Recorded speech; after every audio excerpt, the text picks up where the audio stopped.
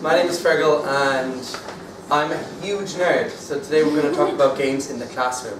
Now, a lot of people already use games in the classroom, so let's talk about that. So, why do we play games in the classroom? Well, fun equals engagement. Engagement equals fun. It's all good. And you can use it to refresh after a test, or after a particularly arduous task. You can use it as a warmer at the beginning, or as a cooler. You use it to practice specific forms or languages. Now, I'm just going to do a brief overview of some of the games that you probably already know, and then we're going to look at specific games that you probably don't, unless, like me, you're a specific type of nerd. So, the games that teachers love most are paperless games, right? You got your Stop the Bus, where you give them the categories and you give them a letter and they race to fill those in. You've got your adjective race, where you give them the alphabet and they have to think of something for every letter of the alphabet. You've got eights, which is a game where you have to say 8 things that fit a specific criteria. 8 things with wheels. 8 jobs where you have to wear a helmet or a hat. 8 nouns that end with TH is my favorite because some people shut down. Then you've got your student-created games, like Pictionary, Hangman, Taboo, Who Am I, where the students create the topics for each other. And then Taboo I like a lot because they have to think of the words they would use to explain the word, and then they're stopping other people from using those words. So it does it on 2 levels. Then you've got your hidden traitor games. Hidden traitor games are things like Mafia, Werewolf, Resistance, Avalon, Secret Hitler, which I would reskin if you were going to use in a classroom. But they're games where one of the people is trying to make them lose a cooperative game, and they have to play and figure out who it is. They're useful. Ones that have pair elimination I don't think are great, because then you have a student who's just watching. One of the problems with these games is that they're better with big groups, but some students are shy, so they won't speak as much. So that is a problem of that game type.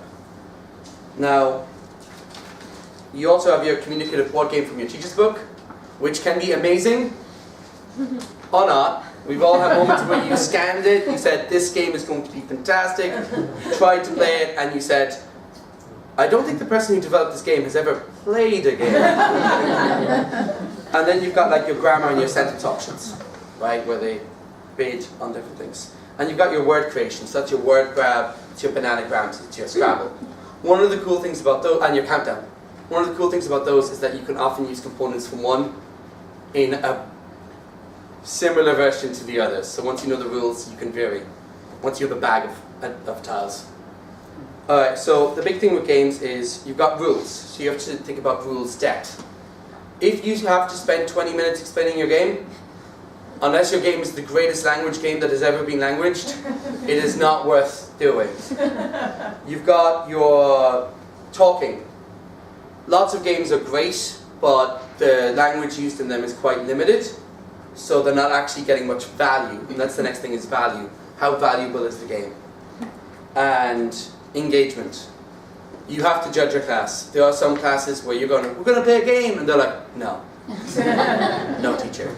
And then you've got other classes where you're like, we're going to play a game, and the room is alive.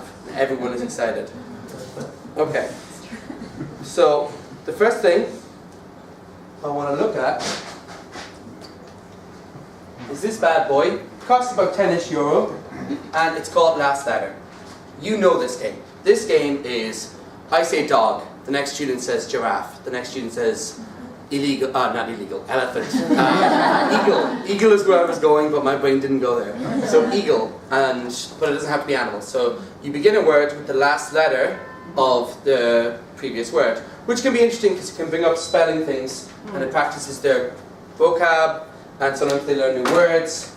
And every card in this, as we can see up here, has these like intricate pictures with a lot going on in them. So rules-wise, it's really easy to explain. That didn't take long. Now in the classroom, you'll have to do a practice round, but even so, it doesn't take long. All the game contains are cards, so you can split it between different groups. When one group runs out of all their cards, you just bring them to a different group. So that works quite well, so you need 1 pack for your classroom. Use, it's really nice as a warmer or cooler. It doesn't have a lot of depth. So don't spend your entire class playing it. It doesn't have that level of value. but it is a useful resource, and having a physical product that is not obviously printed off and cut up by the teacher over far too long often can kind of reinvigorate students. You know, it gives them, it feels like they're playing a game that people play that doesn't just exist in the classroom. And most people have played a similar game in their own languages. So that's last letter. What we're going to look at later is how we can use, all the games I'm looking at have cards with pictures on them, so we're going to look at how we could use those in a classroom environment for other tasks. But last letter, it's cheap, it's cheerful, it's not that deep, but it's a useful addition to your classroom. Now we've got Dixit Odyssey. So Dixit Odyssey is basically a second edition of Dixit. It can use more players, and it's useful in a lot of ways. How this game works, you have a hand of these beautiful cards, and you give a clue. You want your clue to be not too specific. So if I say, you know, 4 guys standing around with robes, everyone's going to guess that.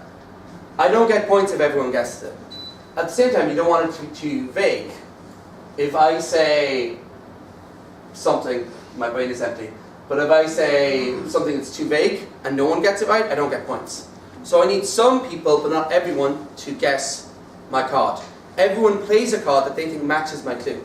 And then we shuffle those, we deal those out. So what that does is that they're thinking about words that kind of fit that criteria. So they're going through a lot of vocab in their brains.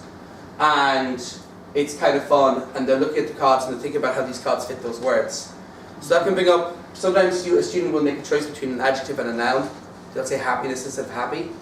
And that can bring up interesting differences in how we use those words. The big thing you have to do as a teacher is you need to be like, okay, that round is over, now I want someone to explain why they picked this other card.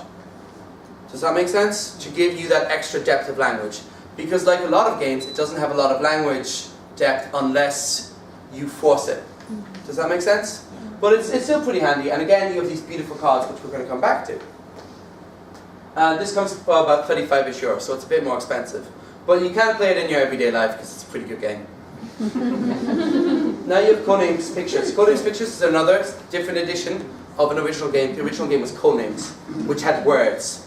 The problem with codenames and words is that firstly you can spend a long time explaining vocab, which depending on your class can be useful or not. The other problem is that it can be hard for students to think of words that connect to 2 different words, so they'll end up just doing one. So how this game works is you say a word and a number.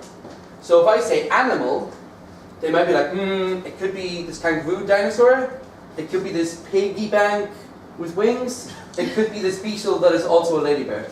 You know? So I might say animal 2. So they have to discuss which they think are the most likely. The problem with the words edition is that often they'll just do 1. They won't try to stretch. Like if mountain is down, they'll just say hill, 1. And they'll be like, okay. And then they're not really pushing themselves. While Codenames Pictures, you have that little extra ability to push yourself. The other problem with the game is that the spy master is the person who's giving the clue. There's a lot of focus on that person. It's a lot more stressful. So you have to pick your spy master as well. And while they're waiting for the spy master to think of something, other students can be bored. So it can be useful to give them something else they have to do while they're waiting, which can be giving them Scrabble tiles and they have to try to make like 3 words while they wait using those tiles, or something. But it's a pretty neat game, and it can be used to practice your modals of possibility. It could be this, it has to be this, it can't be this. Another thing you can do is you can allow them to say a word 0, which means none of our tiles relate to that word, which is also useful in its way, because with native speakers that will make the game too easy, but with learners, it gives them that extra thing of saying stay away from these words. These words are not good for the team. Okay, and again, that's one of our games. So what I want to do now is focus on this question: how can we use the components of these games in other activities?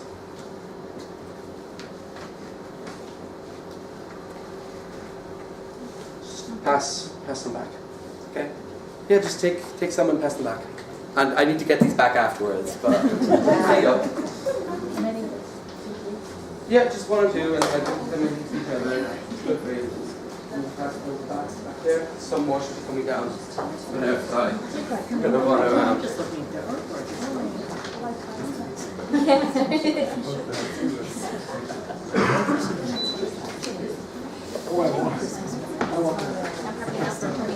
And if anyone is still looking for some, I'm going to hand out some from last letter, which is the less beautiful cousin to Dixit.